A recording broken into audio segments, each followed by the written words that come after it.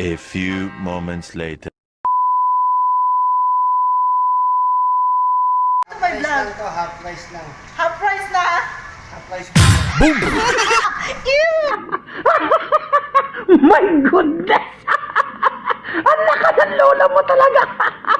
Dahil mga kapasikat, magluluto tayo ng nilagang sari-sari ulam. Ang nilagang kulong. My goodness! Tagos na wow! Yes! Magpiprito rin tayo ng tilapia para yummy. Food is life. Kaya, magluto na tayo mga yan mga kapasikat, linagang gulay. Gulay, gulay, gulay. Gulay, ang gulay. Gulay, ang gulay. Sa linagang gulay.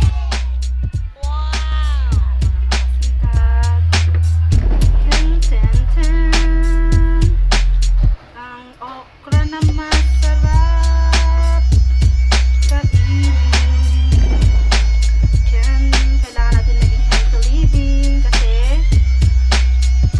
virus is all around us, guys. Ang virus mga kapasikat ay nakapaligid lang sa atin. Hindi natin alam kung saan siya. Kailangan natin maging super clean. At hindi lang siya super clean mga kapasikat. Umulan tayo ng mga gulay na masustansya sa atin. Kasi ang panlaban sa virus is your healthiness. Char, char, char. This is it. This is it. Muna kailangan pumunta sa isang mamahaling restaurant para makaulam ng napaka-yummy, masustansya at super sarap na ulam. Talbos ng kamote. Ito na! Talbos ng Ilan kamote na na mamaya? nakapagpagaling Wow! sa mga maraming sakit. Ang okra is para naman sa mga diabetic. Ang talong ay para naman kay pasikat kasi yan yung favorito kong pagkain. Wow, yums!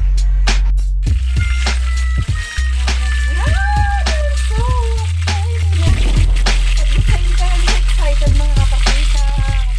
Kasi malaki na mga tree. Yan, yan, yan. Wow.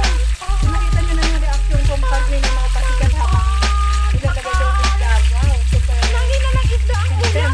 At maglagay ka ng sticky. Lagi na lang tao nakikita ko. Scary, but ang kakalabasan naman ito mga pasikat is super yummy. For the zawzawan, yan, toyo, toyo. Zuka, zuka, Boom! So yummy ang udang. So yummy. Ang tawag sa kainan mga kapasikat, itong kasama ko ito. Show your beautiful face. Show your beautiful face. Say hi to my vlog. Half price lang. Half price na. Half price po pero. Ew! Super bad! Yan po yung itsura ng half price ko pero konting trivia lang sa mga hindi marunong magprito, mga kapasikat. Kapag ang priniprito mo mga kapasikat ay hindi na maingay, pwede nang ibaliktad kasi hindi na po siya didikit. Char! Ay, malapit na super malapit na tayo kumain. The pot is ready to eat na mga kapasikat.